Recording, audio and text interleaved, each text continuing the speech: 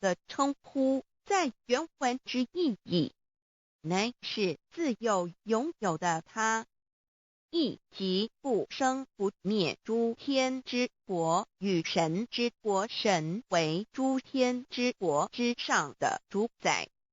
母居里天，在诸天之上，为外灵真宰。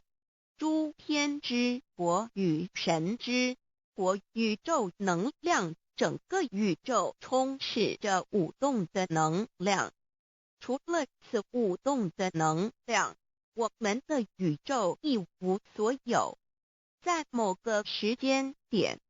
这些能量分成许多有知觉的能量与无知觉的能量，从而有一分为二，就对立。斯瓦米维达帕若提 Swami Vedambarali 者着火于家约翰一书第4章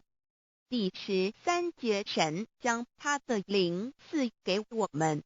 从此就知道我们是住在他里面，他也住在我们里面。约翰一书3:24，遵守神命令的，